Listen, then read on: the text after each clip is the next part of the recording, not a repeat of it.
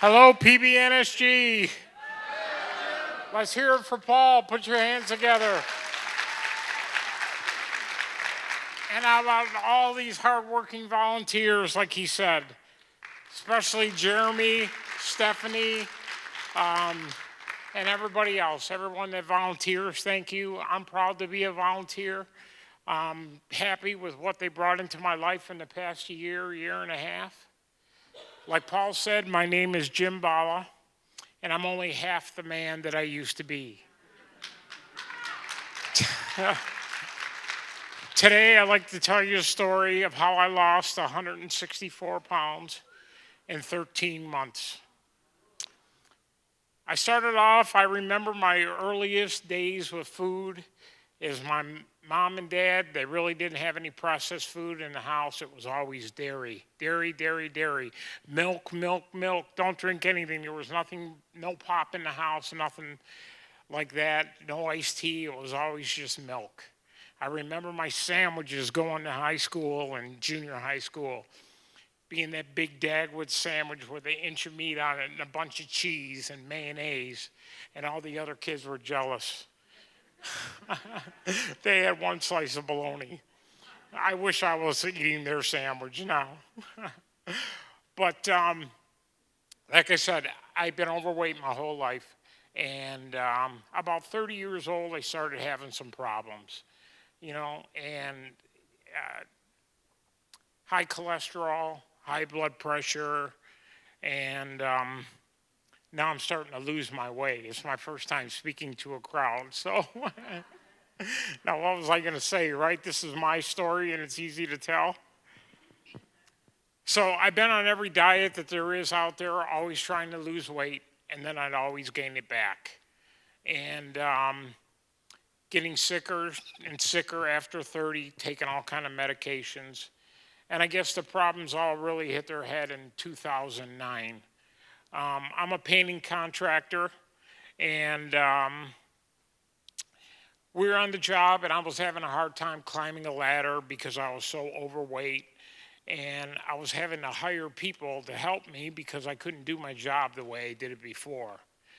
So I had to hire 2 or 3 guys, and I remember I was so tired after 4 and 5 hours of work, I didn't know what I was going to do. I was starting to get scared and nervous. And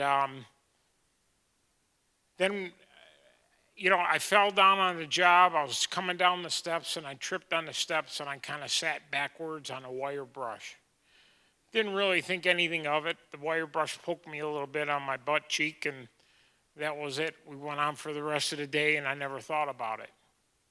That night when we got home, I got a call from the hospital, and my dear cousin was in the hospital. He was 50-some years old, and he was passing away, unfortunately, from alcoholism. And so we ran to the hospital to see him. They didn't think he was going to make it through the night. And Beaumont Hospital had a lot of infections going on. They had staph infection, they had MRSA, and everything else, and they warned us about it. And they asked us, hey, if you have a wound or anything like that, let us know. I didn't even think about me poking myself in my rear. I mean, it didn't even bleed. I had one little dot of blood when I got home. That's all I noticed. So they dressed us up in our gowns. We said our last prayers and wishes to my cousin, and came home. The next day, I got up, got in the bathroom, and I felt something sore on my behind. I didn't even think about that's where, I got injured yesterday. And it felt like a pimple was growing there. I'm like, wow, that's a weird place for a pimple. I didn't think anything of it. And the next day, I come home, didn't bother me for the rest of the day. Next day, I get up. Now the thing is sore. And it's about half the size of a golf ball. And it was kind of bothering me. And I'm like, wow, this is getting worse. I wonder what the heck's going on. And it was on a Saturday, and I was going to go to the emergency room. My doctor was closed, but I had a $10,000 deductible to get into the hospital. And I said, you know what? I'll wait until Monday, and I'll go see my doctor first. So Sunday I woke up. Now this thing is as big as a tennis ball on the back there. It's really sore. What do? Wait another day until Monday. Now I wake up and it's the size of a softball. So I get in the morning, had a neighbor drive me to the doctor, and the doctor's like, get to the hospital right now. You have a huge abscess. Why did you wait so long? And told me to go directly to the hospital. So I went directly to the hospital. They didn't even go put me through triage. They just ran me right into the back, stuck me in an operating room, and I'm sorry, the story's a little hard to tell.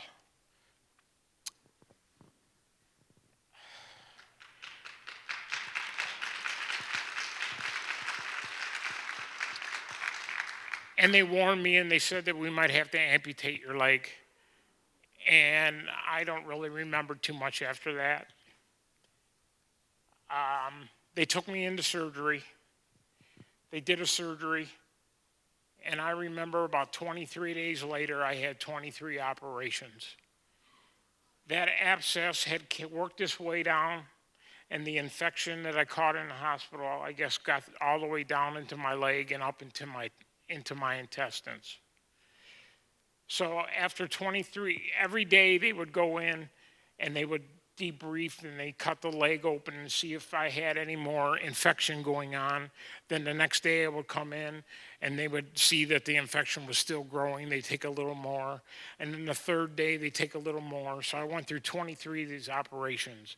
By the time they were done, the skin from my leg from the front all the way to the back was all the way down to the bone. Half my butt cheek was gone in the back, and it had started coming up into the stomach.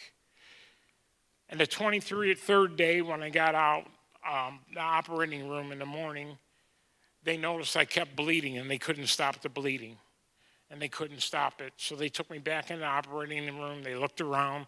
They couldn't tell where the bleeding was coming from. What they had done on the 23rd day is they actually cut near my rectum and they nicked a hole right about an inch inside of my rectum. After they got through operating on that 23rd day, they had put some gauze up there so no blood or anything would get inside me while the gauze was hiding where I was bleeding from. So they kept giving me blood, and the blood was going into my stomach. And I'm puffing up on my stomach, and I'm telling them, oh my God, it's hurt so bad, I don't know what to do. And if anybody knows, when you have stomach problems, they don't want to give you any painkillers. So they took me off my painkillers. I can't tell you how bad the pain was. So I went in for the 25th operation. They're trying to find out where the blood is, and this is again on the 23rd day. They couldn't figure out where the bleeding was coming from. I passed away on the operating table that day. They brought me back, and they still couldn't find the bleeding. Now a new doctor came in because it was 12 or 13 hours since they seen it, and a new doctor took me in the operating room for the 26th time. He found where the bleeding was, but not before they opened up my intestines up here on top. And they took 6-7 feet of my intestines out up here. They didn't need to, but everything was just so filled with blood, they didn't know where the bleeding was coming from, and they were trying to do whatever they could to save my life. So after they cut that out, I'm still bleeding, and I guess the new doctor finally seen where the bleeding was. They ended up patching me up. I passed away 3 times on that operating table. I'm grateful that I still have my leg. I'm grateful that everything they did, even though it was a mistake on going on, but they were desperate. They had to save my life. Not mad at anybody. It happened. I'm happy to be here. I always kept upbeat. I got out of the hospital probably 6 months later, and then I went through 4 months of rehab trying to learn how to walk again because I hadn't moved at all when I went into the hospital.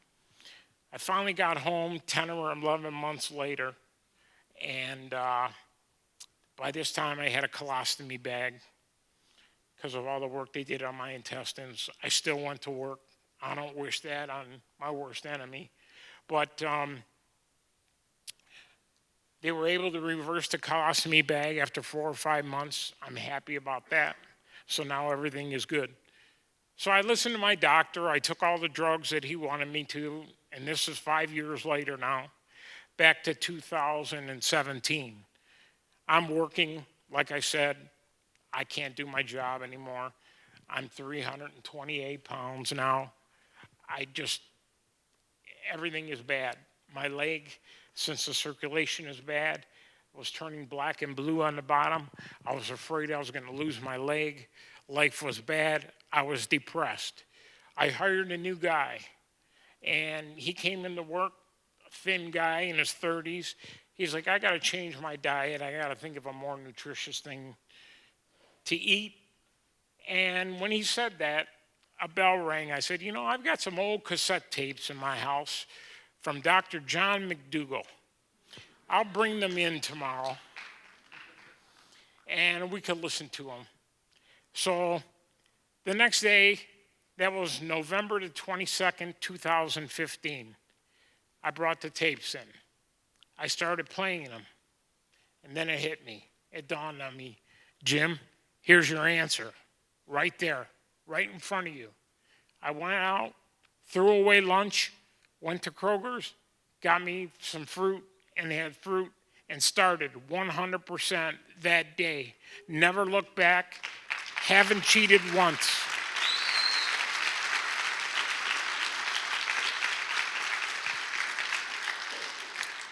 Haven't cheated once, never wanted to, thinking of ice cream, meat, after everything that I've learned from great doctors like Dr. Doug Lisle, The Pleasure Trap, all his books, all the free YouTube videos he gives out, and John McDougall, all the other plant-based guys that have been here.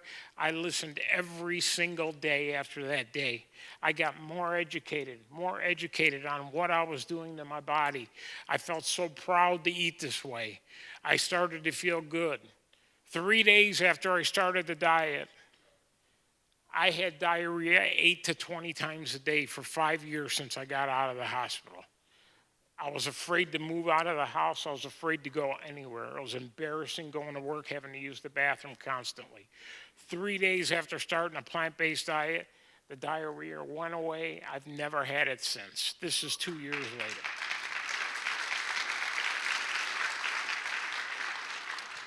The fourth day, my leg would swelled up every day for 5 years. I was taking water pills. I had to hold it up above my heart with 3 pillows at night when I went to sleep to get the swelling down. The fourth day, the swelling went away. Never again has it ever swelled or bothered me again. So here it is, 3 and 4 days after I start the diet, the 2 things that I suffered from the most are gone. I have a normal life.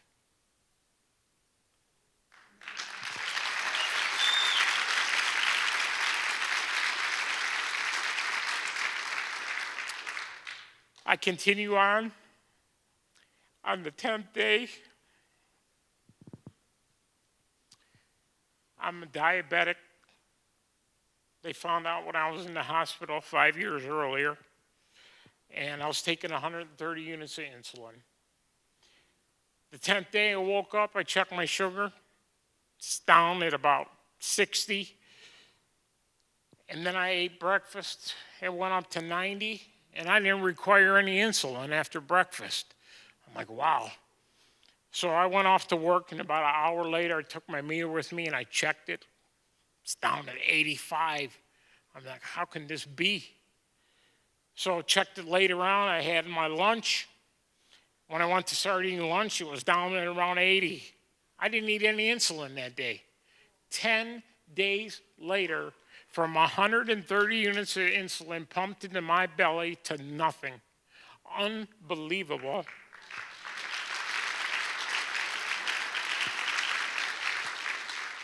Two days later, I wake up. I'm dizzy. I'm tired. I didn't feel right. I checked my sugar. Sugar's perfect. It's like 89. I'm like, I wonder what my blood pressure's doing. So I checked my blood pressure. It was like 80/50 because I was still taking my meds. I'm like, oh my God, is that low? So I stopped taking the meds that day. I didn't consult with my doctor. It wasn't a smart thing to do, but I figured it's that low. I'll see what it goes to the next day, and I checked it. My blood pressure today is 112/68, and it was that way after 2 weeks. I was on 8 medications. Medication for my leg. My cholesterol was 360. I took cholesterol medication for 20 years.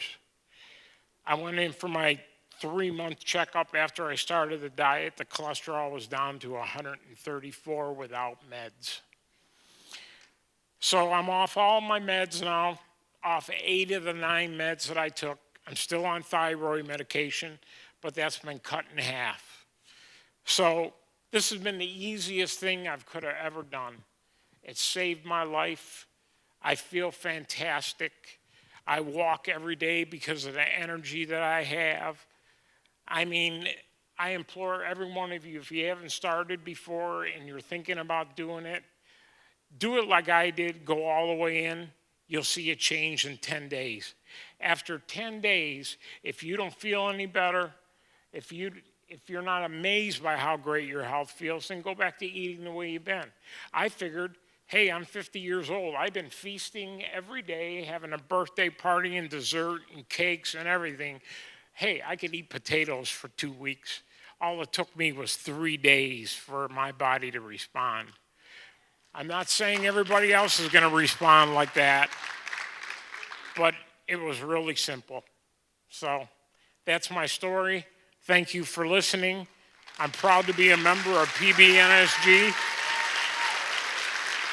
Thank you.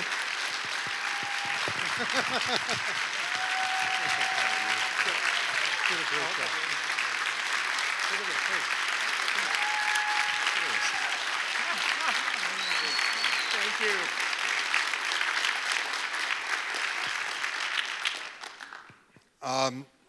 Do you know our culinary curator is Denise Kling-Peltro, and she's going to come up to introduce the star of our show, Doug Lisle.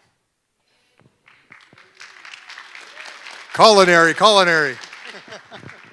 Hello, everybody. Boy, I definitely feel blessed in terms of my health after listening to Jim's story, but what a success with plant-based nutrition. Now, I'd like to introduce to you a remarkable man. Dr. Lisle has been a clinical psychologist at TrueNorth Health Center for over 30 years. He has published numerous articles in scientific literature. He is co-author of The Pleasure Trap and is in private practice conducting psychotherapy at TrueNorth Health Center.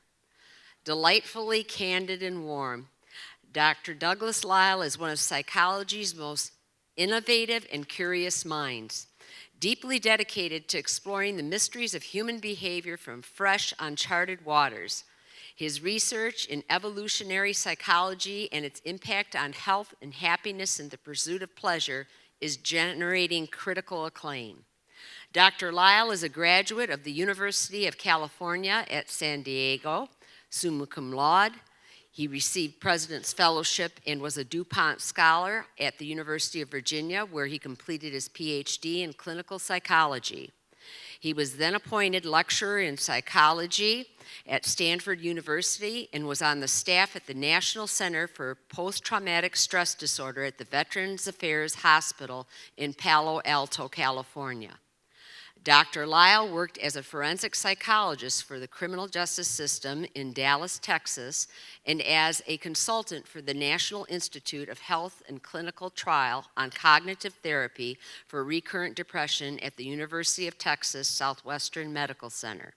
Dr. Lisle lectures nationally to the health professionals on topics including evolutionary psychology, cognitive therapy, lifestyle modification, relaxation and stress management, and weight loss. Please give a warm PBNSG welcome to Dr. Douglas Lisle.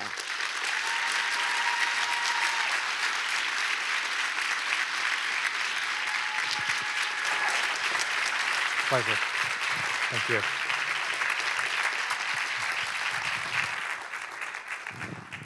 Not sure. You don't need this. Hold on just one second.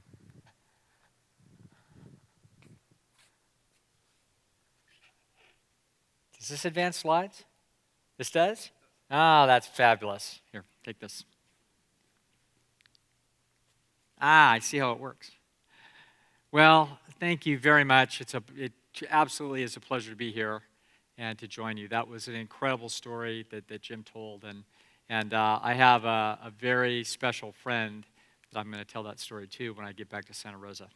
Dr. John McDougall will love that story, and it's just a fantastic legacy. I'm Doug Lisle, as you know, and many of you know that you've heard that I'm a psychologist, and you also know that it wasn't my first choice. I really didn't want to be a psychologist. I wanted to be an artist. And I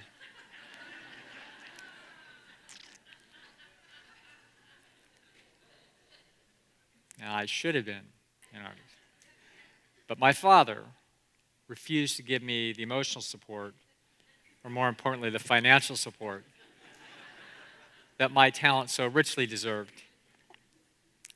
But this is what we have to do in this life. We have to just make do. So I get stuck doing this psychology thing. So what we're going to do tonight is we're going to try to get a handle on an interesting problem. And the problem is that, first of all, healthy living is hard to do if it's just us and the food. All that by itself, that's what Alan Goldhammer and I call the pleasure trap. The food is too rich, it's too fancy. We've got a bunch of geniuses out there that are taking the food apart and put it back together in ways that are so stimulating. They're hyper-stimulating to the dopamine pathway. And so that's what Alan and I call the pleasure trap. But it wasn't far after understanding this and working with people that we could see that there's other major issues. And one of the most important issues is that human beings are social and that this is a social process. People are not wolverines. Wolverines have one wolverine per 50,000 acres, and they don't have any friends. Okay, so it's easy for them if they want to eat healthy. But it's not easy for people, because people by nature are a super social creature, and we're very attached to other people, and we're naturally read their cues and their messages that they give us, and these influence us. And so this is a problem when we're trying to do things a new way and in a way that's better. And I have to say in some ways that it's difficult to not see it as superior. And so that brings a problem or conflict into this arena, and it's one that we're going to need to figure out how to negotiate if we're going to have ourselves live on a healthy path without getting pushed and shoved around by the turbulent forces in our own social water. So this is that story. It's called Getting Along Without Going Along. And, okay, so what we're going to call this today is we're going to call it Winning Arguments, Friendship Scores, and the Nights That Say Knee. So, so we'll find out about that. All right. So this is human nature. We're going to go back 10,000 years. And what we're going to see there is something interesting. What we're going to see is that this is me 10,000 years ago. And I figured out these really cool rocks that if you rub them together, you can make fire. It's really great. And I'm bringing it to the village, and look at how happy the village is.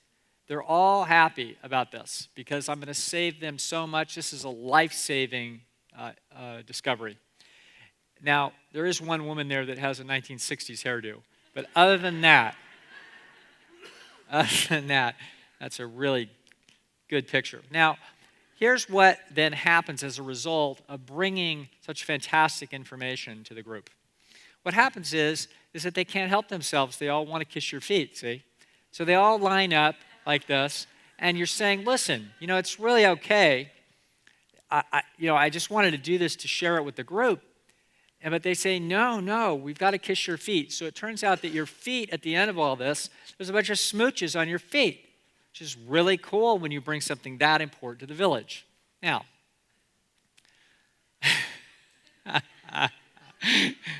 well, so now, here I am now with a book by John McDougall in my hand, see? It's got the McDougall plan. Yeah, there we are. And look what's happening. What's happening? It's 2017. I'm bringing this book that's going to save their life. And so do you. And you bring it to them, and look what they do. And look at your feet. Nothing on your feet. It's like what's the deal there? All right. So what we're going to do is we're going to realize we've got two types of problems that we're going to work on. Number one kind of problem is going to be the people that don't understand the connection between diet and health. So these people are going to argue with us about what the right direction is to go. And this is going to be 99% of the people you're ever going to run into. So this is what I call type 1s. Type 2s are going to be different. Those are going to be people that don't know, that do know. So type 2s are going to be people that are going to be close to you because, of course, it's not by chance that they have read the same books that you have because you probably gave them the book or maybe they gave you the book. And so sometime in the last few years, these are your close friends and family. And so that's a different set of problems that we have from within that group. Now, so type 1s do not know the connection. This doesn't mean that they are not smart people. They could be brilliant people. So if this is your brother and he's the brother-in-law and he's the, president of Harvard Medical School or sister-in-law, okay? So they may be brilliant, but if they start cross-examining us and contradicting us, what do we know? They don't know. Doesn't matter how smart they are. What matters is what it is that they know. And people that are arguing with us about this actually just don't know the facts. And this is going to be a problem when we try to bring any information to the village, or even that we signal that we're doing something different. This is easily going to turn into problems. Type 2 does know, so this is your sister, and it's your sister's birthday, and she's read the same book that you read 2 or 3 years ago, so she knows, and there isn't arguments about the content. It's just that she's not on this path yet, and so that's a different issue. So it's going to turn out type 1s, you can tell they're a type 1 because they always ask the same question when they see you eating their lunch. So here you are eating your lunch, and they say, "What are you eating there?" And you say, "My lunch." And you say, "Well, what is this are you like a vegetarian?" You're saying, "Well, plant-based." So, "Oh, well, what did they say next?"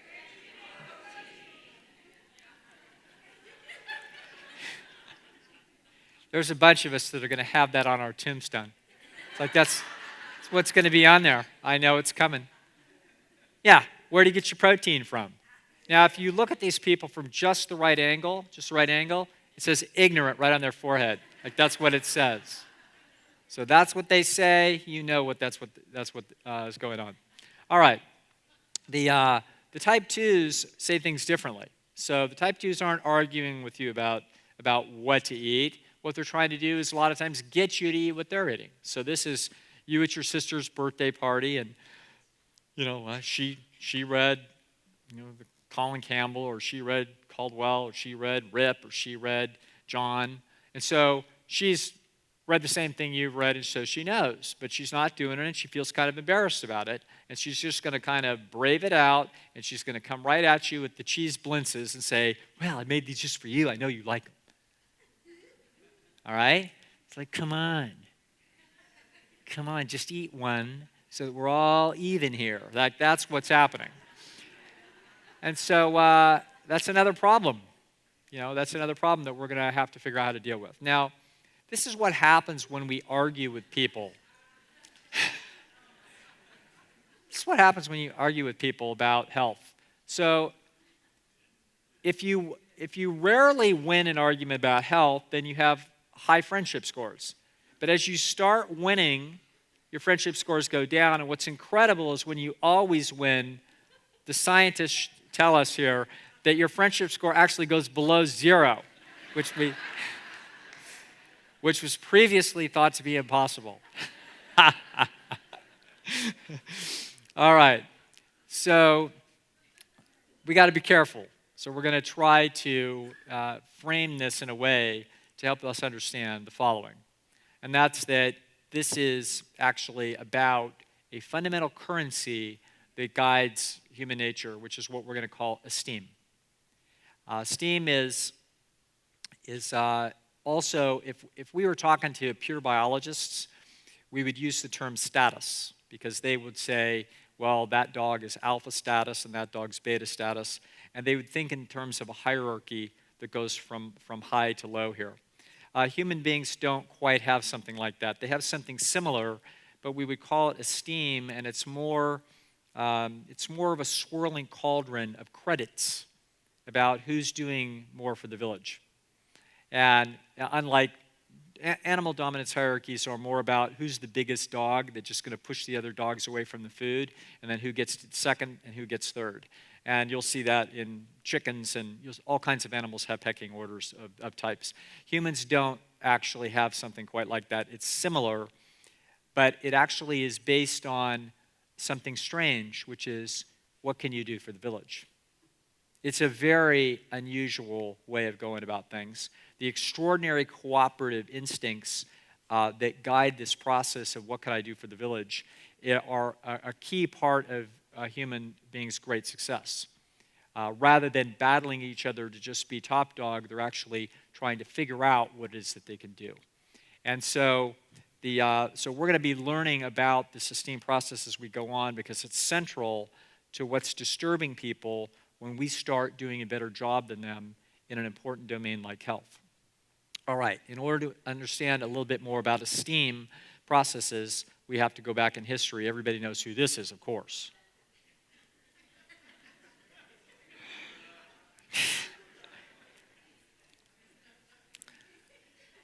Well, I can tell there's no history majors in the audience, because if there were, you would know that this is Attila the Hun. And the reason you would know is because this is his famous steed Trey, who only had 3 legs. All right. All right. So Attila and guys like him, what they did was they would gather up their horses. Oh, my button just fell off my coat. How cool is that? Need to go on a diet, apparently. So what they would do is they'd gather themselves in a group, and they'd sharpen their swords, and they'd get on their horses, and they'd cross a river, and they'd go attack the guys in the green. Why would they do this? Why would they do this? Why are they going to go do this? To get to the other side.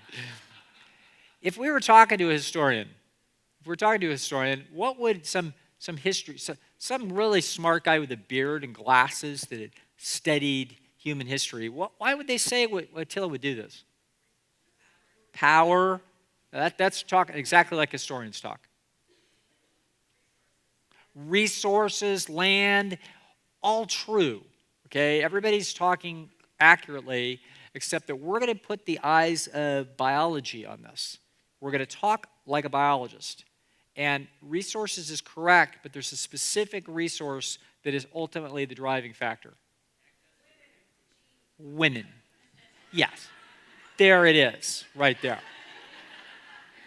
Okay? And so what we see here, those things over there in the pink, those things are the problem.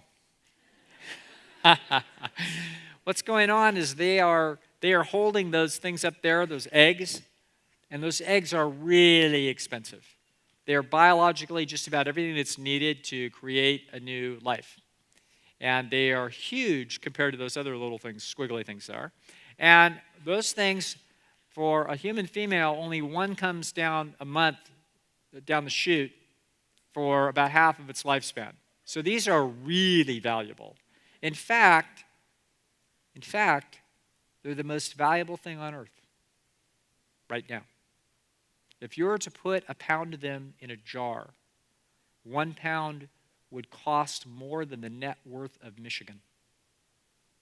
That is how valuable those are. Those squiggly other things, they're manufactured at the rate of 200 to 400 million a day. And they're given away like cheap confetti at every bar.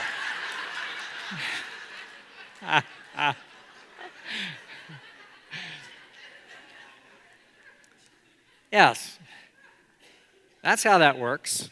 So from the standpoint of those things over there, those things are in real short supply. And it's worth wiping out those guys to get it, even though those guys are not going to stand still for this. They're going to fight back, and they're going to get dangerous too. So this is what's going to happen. These guys in the green aren't going to stand still for Attila.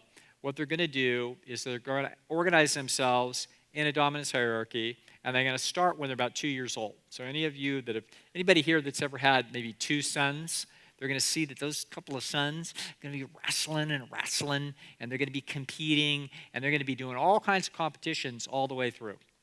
And all the way through school, as they grow up, competing, pushing and shoving, insulting each other, our team against your team, a couple of black guys now and then. Hey, this is just how it works.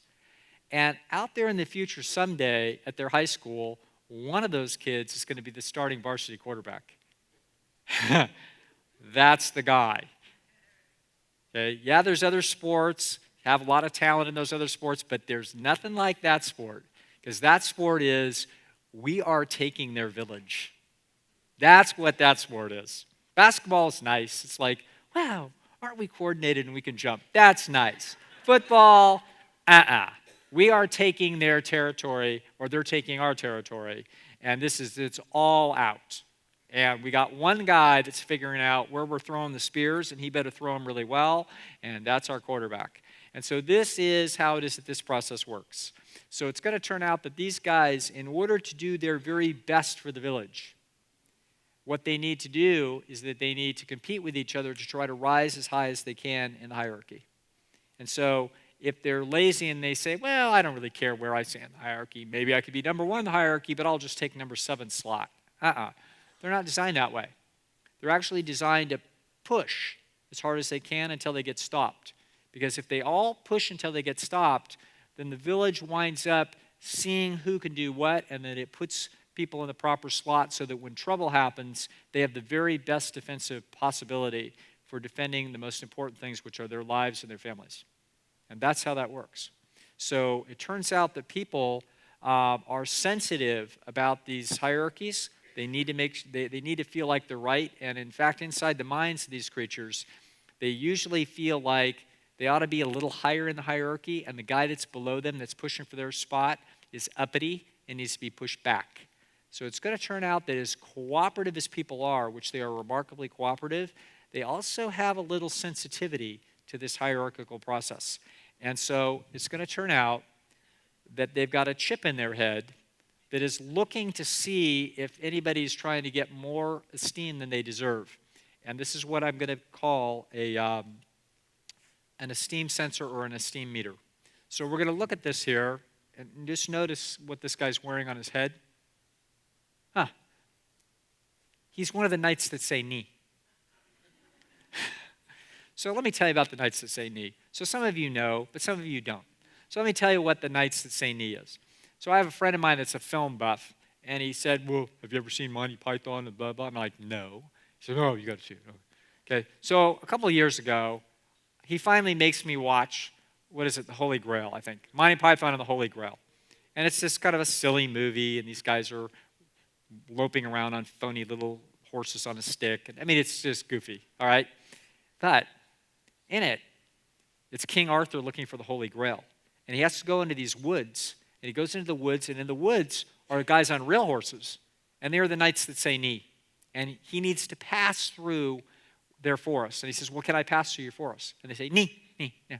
And he says, what about this? Knee, knee. All they say is knee. They're just unbelievably annoying.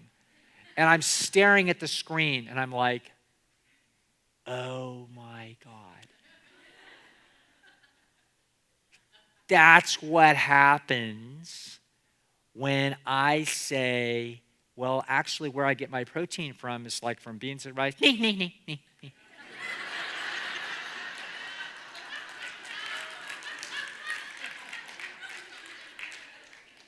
Yes, it is.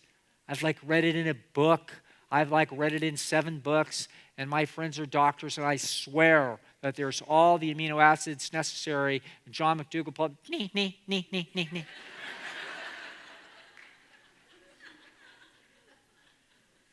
They're the knights that say knee. All right? And here they are. Doesn't matter what you say. That's what you're going to get. All right? So we're going to have to deal with the knights that say knee, and we'll come back to them in a little bit. All right. So how are we going to deal with these people that they're going to argue with us? They're going to have problems with us.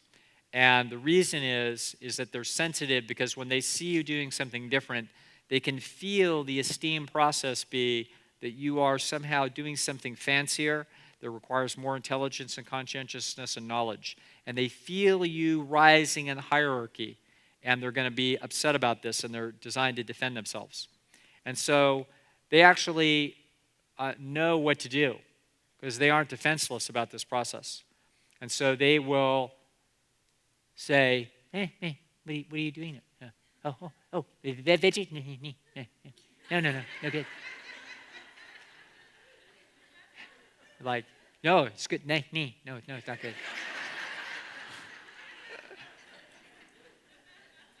Now, my sister did that. She got sick. Yeah.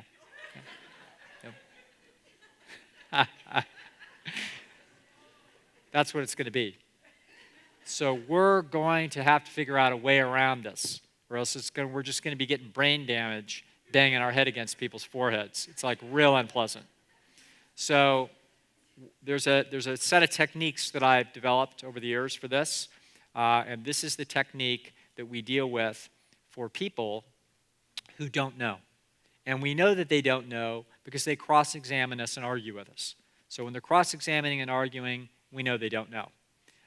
When they say, where do you get your protein from, it's not really a question. They're throwing down the gauntlet like, oh, come on. Go ahead, let's see if you can answer this question. Because I've got a little hammer in my back pocket, and as soon as you answer that you've got an answer to it, I'm going to take it out and go, no.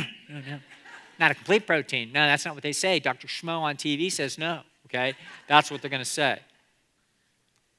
So they got a hammer in their back pocket, and they want to hit your knuckles. That's what's happening. Now, they don't know this. It's largely unconscious. But they feel threatened, and they're going to want to come after your esteem and put you back in your place.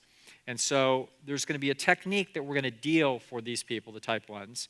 And everybody knows who this is, of course.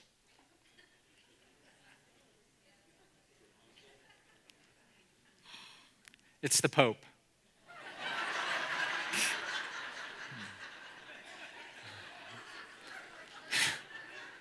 I actually thought it was clear, but that's all right. All right. So there's the Pope up there, and he's in that big square. It's like Easter Sunday. There's like 250,000 people there. It's the Vatican. Where's I forget the place. Rome, St. Peter's. That's what it is. So yeah, he's up there, and that's a pretty cool thing. Now, suppose you're a young priest in the Vatican. And you're thinking, wow, that's amazing to give up there and give that mouth. One day I might get there.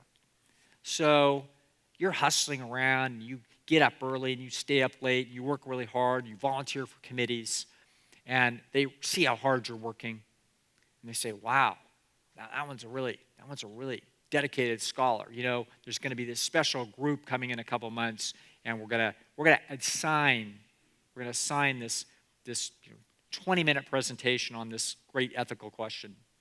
And so they bring you over, and they say, okay, this is what it's going to be. We want you to do this and give a presentation on this. And you know what they want. You're an A student in this. And you're like, yeah, Cardinal so-and-so 50 years ago said such and such, and Pope so-and-so wrote about this. So, yeah, I know what I'm going to do. And I know what they think I should do.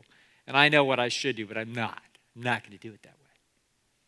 What I'm going to do is I'm going to just blow everybody away.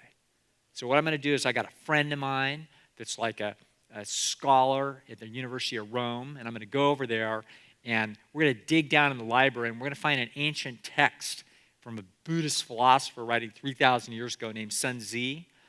And we're going to find down in there that Sun Tzu has this incredible way to say things, that he says them better than Pope so-and-so and better than Cardinal so-and-so. And not only that, it rhymes. I mean, the guy is just amazing. So, you get this thing and you get in front of the group and you say, of course, you know about what Cardinal so-and-so said and Pope so-and-so said, but let me tell you about an extraordinary philosopher writing 3,000 years ago who encapsulated this better than anybody. How's this going to go? You're in trouble. You're in trouble. You're like, hey, I thought they should be kissing my feet. I thought that's what should be happening. No, it's not going to be happening. It's boos and hisses, and they're going to be throwing their shoes because you're doing this. We're going above. If you go above, you're in trouble.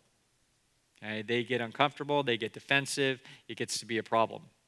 And so this is how we're going to do this. We're going to actually deal with this cross-examination and anxiety from other people when they don't know the score on this by what we're going to do this like a Buddhist in the Vatican.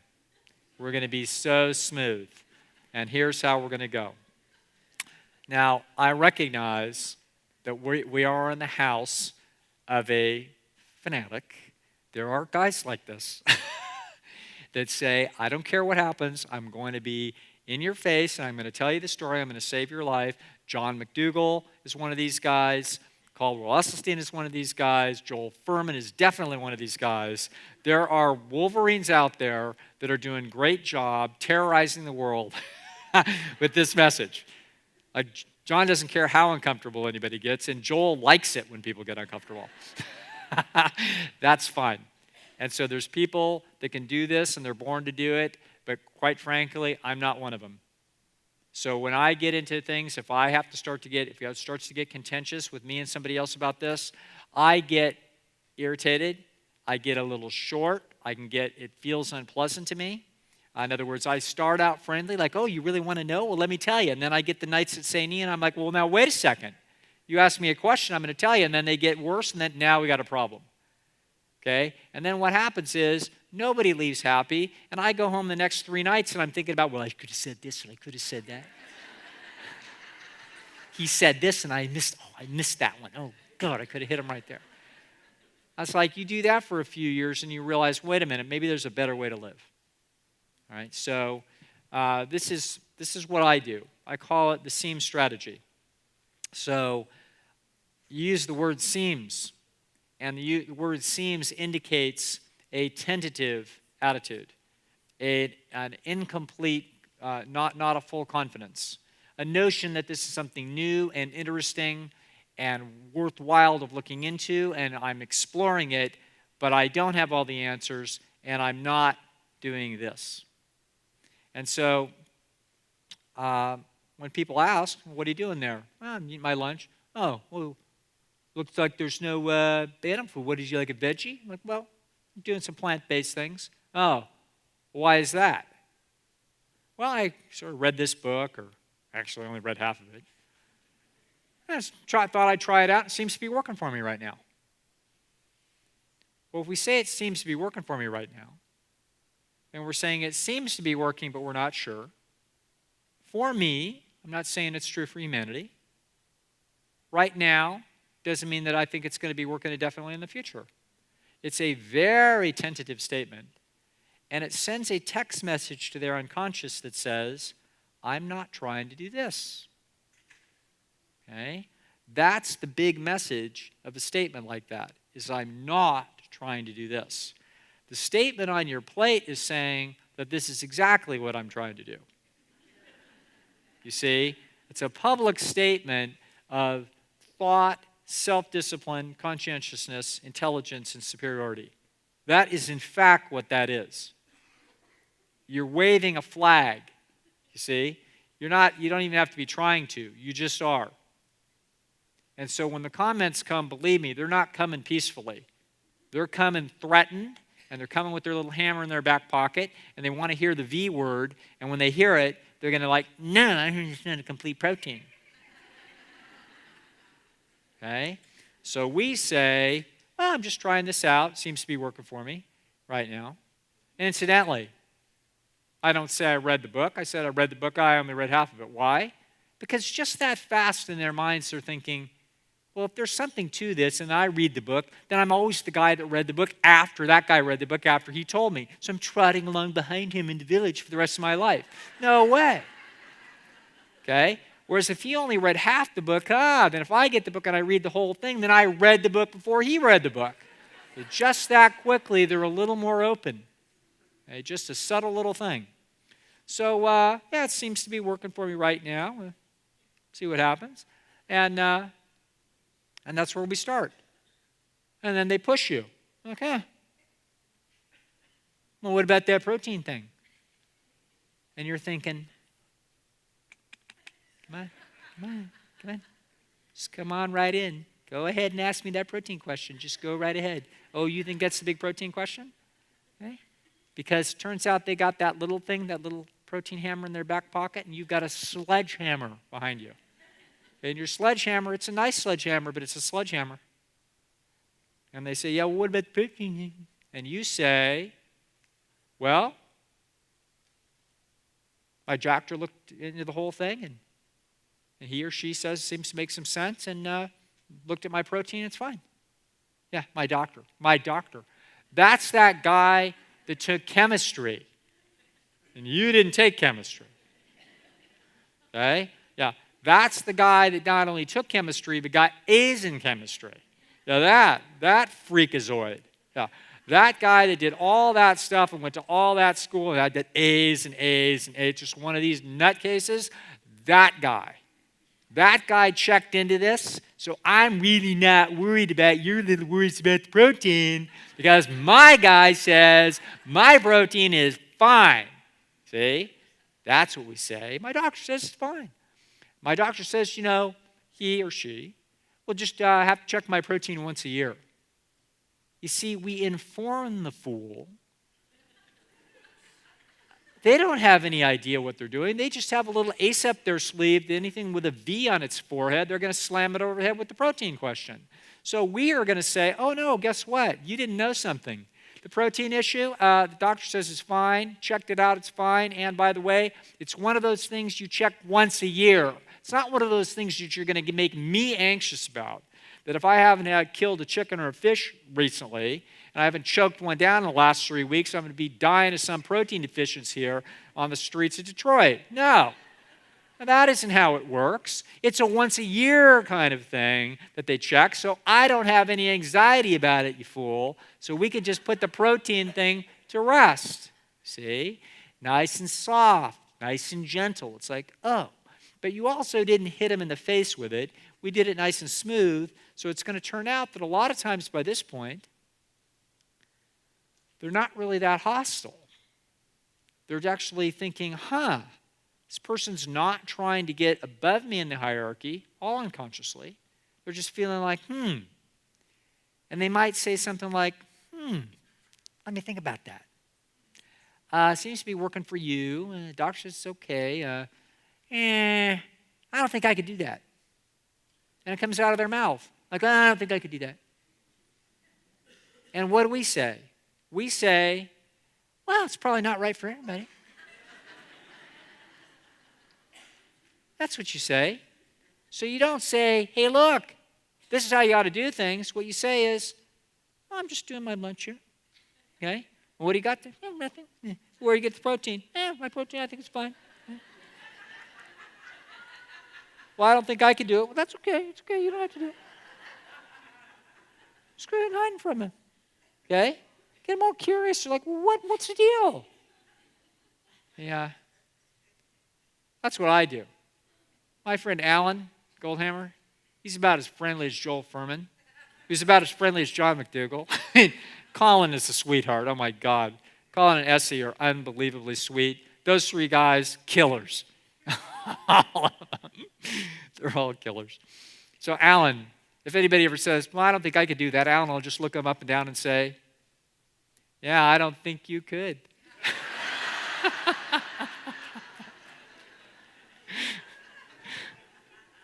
Not the friendliest guy. Yeah, we just say, probably not right for everybody. Okay? And then they're like, what's so good about this? Like, why are you doing this? Like, what's good about it? See? Now we may have piqued their curiosity, and they're just sniffing around that we're hiding a secret. Like in plain sight. We're not bragging about the fire sticks and telling them to kiss our feet. We're like kind of hiding this information almost in plain sight. Like, so now they're kind of curious. Now, a lot of people won't be. In fact, you give them those 3 little answers, and they just trot along, and they don't even care. But some people have some intellectual curiosity, and they might even have some health problems or health problems in their family that they're worried about, and now they're a little curious. And now they're like, yeah, but what's good about that? Like, what's in it? What's the deal? Everybody knows who this is, of course.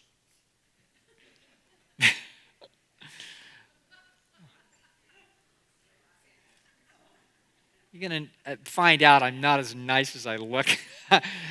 That's Andrew Weil.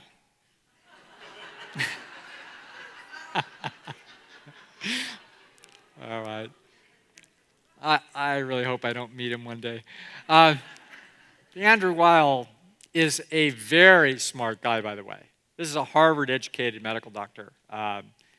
No slouch. He's probably for many years and may still be close to the most worldwide known figure in alternative health. So Andrew is extremely knowledgeable about plants, botany, microchemicals. He's very, like I said, top-notch brain. But philosophically, I feel like he's got, a little off kilter. And that is, Andrew, along with a lot of the natural foods movement and Prevention Magazine, and actually the driving force of the natural foods industry that made it successful, is the concern for deficiency. It's the notion that deficiency is what we need to be worried about. And so far more money is spent in the natural foods arena, in health food arena, chasing deficiencies than chasing the real problem, which is excess. And so Andrew is always selling the concept of deficiency. And people, he's a wonderful presenter, and he's friendly, and he's warm, and he's got the beard, and he's Santa Claus. And basically, he starts explaining about how you need to have more of this thing that comes off the northeast shore of Madagascar in this bottle, $39.95, whatever. And the point is pretty soon everybody's nodding their heads because it makes sense to people, because people naturally are worried about deficiency. And a lot of the docs that I have a lot of respect for are also very concerned about deficiency, but I'm not. I'm a little bit concerned about deficiency, and I'm really concerned about dietary excess. Okay, dietary excess is really where the great imbalance is in the modern arena. When Joel Fuhrman comes, he's very knowledgeable about all the possible deficiencies. He sees a lot of people that after they've been fixed by getting rid of the excesses, they still have a deficiency problem. So he's very knowledgeable about it, and you'll hear about those things. It isn't that there isn't a point to that. It's the point is that in general, that issue is out of balance. And people inherently are vastly more worried about deficiency than they are about excess, because deficiency is an omnipresent problem of ancient man, and excess is never a problem for ancient man. Our nature is worried about deficiency. If you watch a young pair of parents with their infant children, it's did she get enough to eat? Did he eat? Did he get a lot to eat? Like everybody's worried about whether this kid got enough to eat.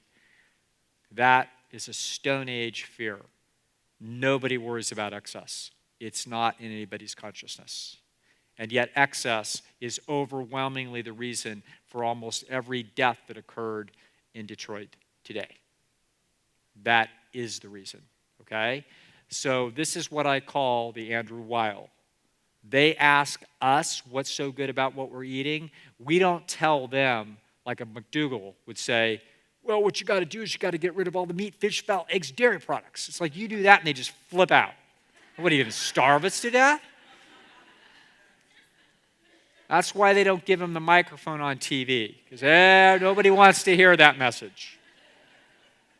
They give the microphone to Andrew, and Andrew starts talking about how you got to have more of this and more of that, and everybody's like, oh, yes, more of this and more of that. That sounds right.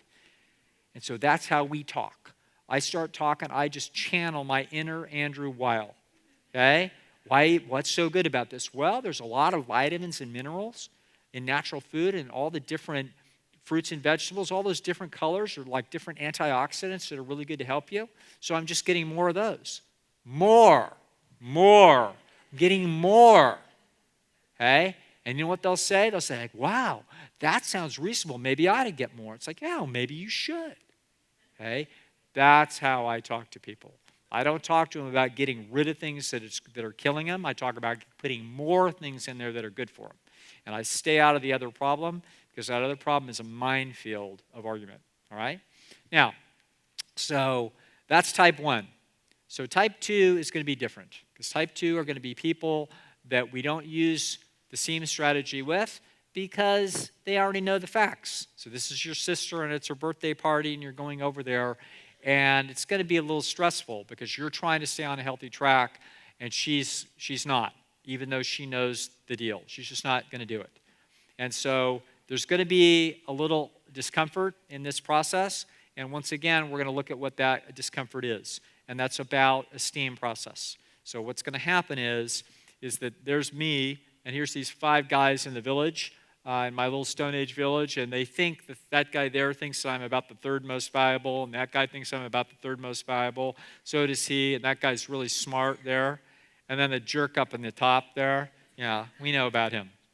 So this is my esteem, and I'm naturally sensitive to feedback. When I do things well and I get esteem cues, it means that I'm valuable. And if I do things poorly, I'll get cues of lowered esteem. And so I'm sort of modifying my behavior and trying to do things that people find valuable. And so that's how our esteem processes work. Now, so we've got a chip inside of our head that is tracking this esteem because it's a very important part of human life. Just as the temperature is and the food is, you also track esteem cues. It's the currency of human nature. And so when things are going well and I'm getting good feedback, if I'm doing something well, I feel proud. And when I do things poorly and I get bad feedback, I feel embarrassed. So those are the mechanisms that guide us with respect to social behavior. This is that my chip was also named by a social psychologist, Mark Leary at Duke, calls the sociometer. I actually call it a little different for reasons of a different context, but it's the same concept. Now, so our problem is that if you're going to do a better job than your sister's going to do at her birthday party, then we're going to have the esteem dynamic starting to tip like this. And she can feel like we're going to be looking down our nose at her, and that's going to be a problem. That is going to make things uncomfortable. So she's going to want to drag you down into the swamp with her. That's going to be actually an important motivation for her, and that's not good. That's an uncomfortable situation. So what we want to do with all these things is we want to get along with people, but we don't want to go along with their program. And so we want to maintain what we're doing, but what we need to do is we need to fix this esteem dynamic by tilting it and sending her esteem signals across different channels that let her know that she has not lost esteem, even though she's going to be eating those cheese blintzes. And we know that that's not the best thing for her, but we're effectively going to be ignoring them.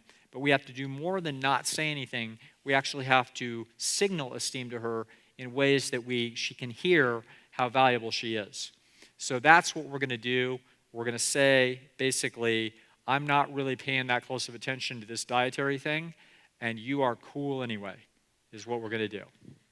Now, and the way we do this, the way we fix the esteem dynamic, is we're going to ask her questions, which are going to indicate that we're interested in her and that she's valuable and important things are going on with her as far as we're concerned. It could be about anything. How's Jimmy doing in school? Where are you guys going for vacation next year? What are you guys doing for Thanksgiving? Whatever.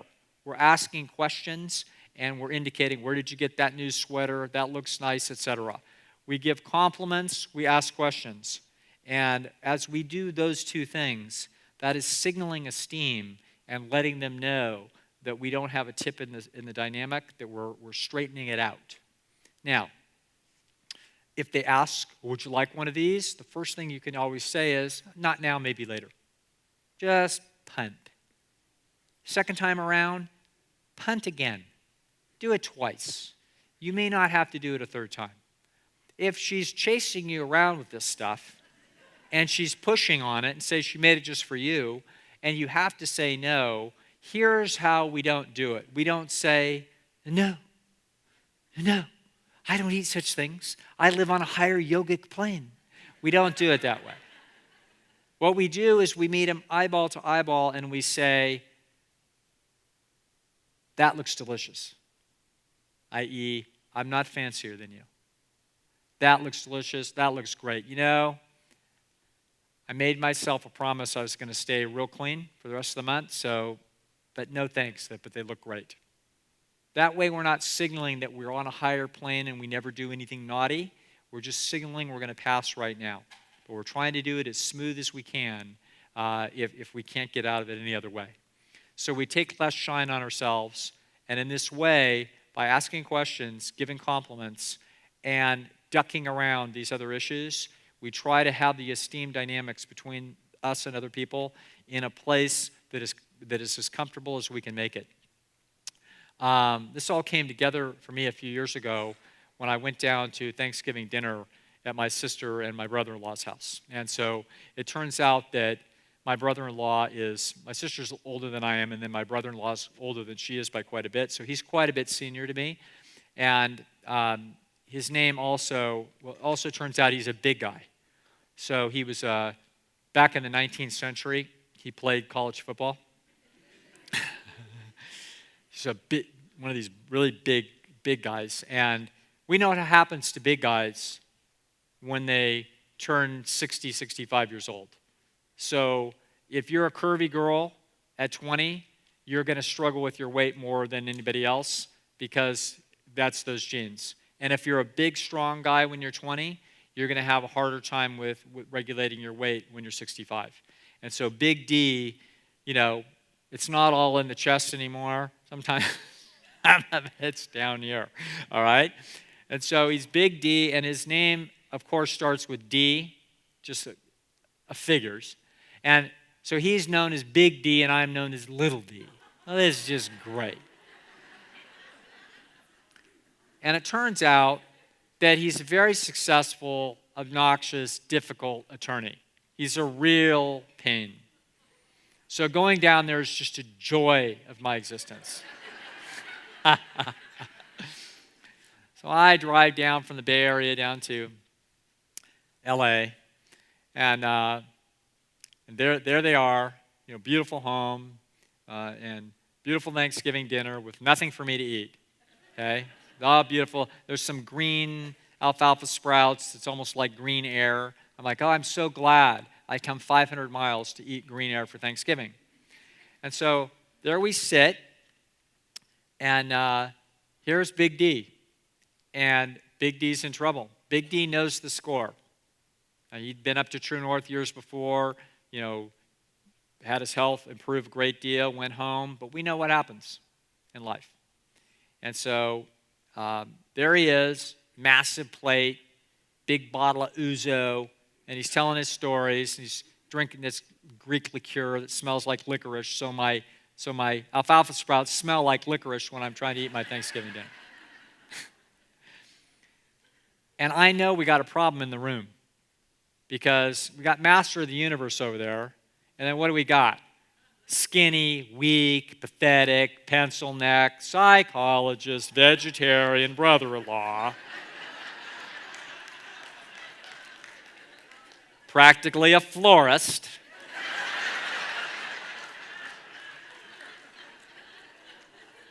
Yeah. Here he is, like, no health problems. No health problems. How's your blood pressure, Big D? No, that's not what I'm saying.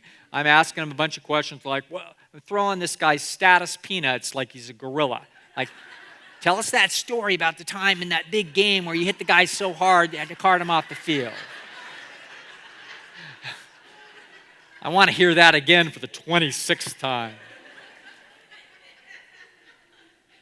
It's all like going okay, We're about 20 minutes into this thing, and he slams his ouzo down and says, you guys don't know how hard this is. Like, is he saying what I think he's saying? Like, I don't know what he's saying. Okay? He goes, I run a law firm. I'm like, yeah, I know. You couldn't work for anybody else. He goes, I have secretaries. I come walking around the corner, and they're playing solitaire on the computer. He goes, I got a budget. He goes, I got junior attorneys. I feel like I have to spend half my time, telling them what to do. I pay them a lot of money, but man, I do half their work. He goes, when I come home, I am stressed. And this vegetable thing just, it's just not doing it for me. It's just not enough. I'm like, wow. This guy just does a belly flop in the middle of Thanksgiving dinner. I'm like, well, I don't know. Well, Big D, you'll get to it when you get to it. You got a lot on your plate. He did have a lot on his plate.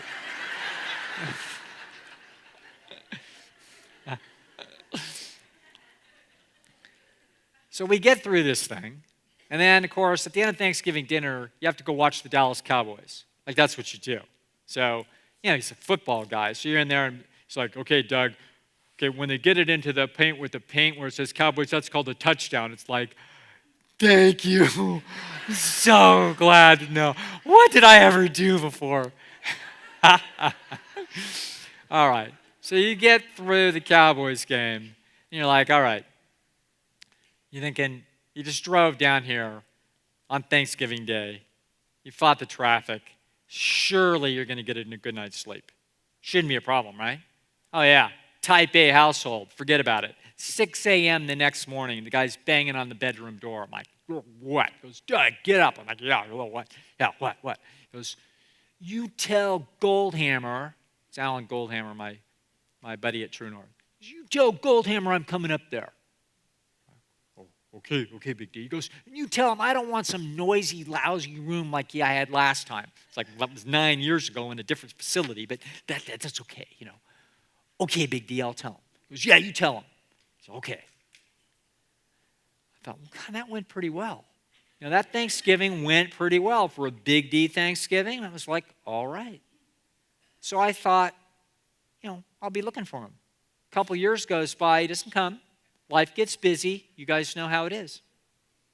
So I'm thinking, it was a good story, though, about how Thanksgiving dinner went. So I thought at McDougall's Advanced Study Weekend that year, I would tell that story. And it turns out that John had a videotape there. I thought, well, that's okay. My brother-in-law never listens to me anyway. He's sure as heck not going to listen to a video.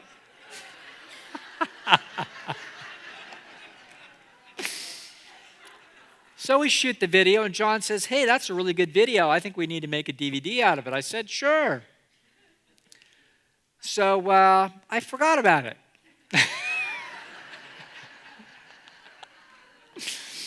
About 3 more years goes by, and I'm walking across the courtyard at TrueNorth one day, and there's Big D. I'm like, Big D's here. Huh. And I had this little hair on the back of my neck.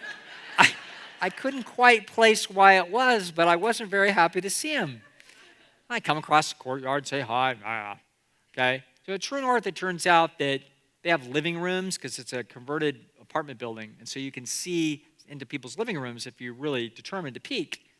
And so I go by and I look through his curtains, and I see my face on his TV set. I'm like, that's okay. I've shot a lot of video. What are the odds that guy's going to watch all my videos? Not a chance. I'm probably going to get away with this, but it's getting tougher. So about a week later, I'm coming across the courtyard again. He comes up to me. And he sticks out his hand, and I'm like, yeah. He goes, Doug, I watched all your videos. I'm like, so far my hand's still okay. He shakes it and he says, thank you. You did a really good job. How about that? That guy remembered that incident and how I handled that incident and why now I handled the incident the way I did. He remembered the whole thing, and quite frankly, that warm handshake on Thanksgiving, or actually the years after Thanksgiving from Big D, was the closest thing I will ever get to Big D kissing my feet.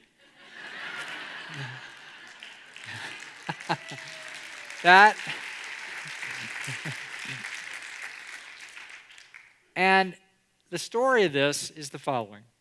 That other people, just like us, they want to be esteemed, they want to be valued, and when we start doing things fancier, better, and more knowledgeable than they're doing them, they feel threatened, even if they're a fancy guy like Big D. Big D has no reason to be threatened by me, but he still felt it, and he felt some shame of how he was treating his body and his life. And it was a problem, and he knew what to do, but it took him time in order to circle back around and rejoin this journey. He just wasn't ready at the same time that I might have been, and other people are not going to be ready at the same time that we're ready to tell them. So that's why I like keeping the message actually pretty soft. I like to keep the examples quiet, and I like to essentially take care of type 1s by luring them in with curiosity and then warmly telling them that there's a better way and there's good reasons for it, but I leave the education to books that I've only read half of so that they can feel like that they're going to join me as a peer. And with type 2s, I make a special effort to make sure that they know that I value them for who it is that they are, and what it is that they're doing on their own health journey is really not my concern. I'm just, if anything, I'm just quietly a good example, but in no way judgmental. And in this way, what I'm trying to do is try to make a situation where we could all get along and we can join this process whenever we're ready in whatever way that we can. And in that way, folks, we keep everybody happy, and that's how we get the life you deserve. Thank you very much. It's been a pleasure. Thank you.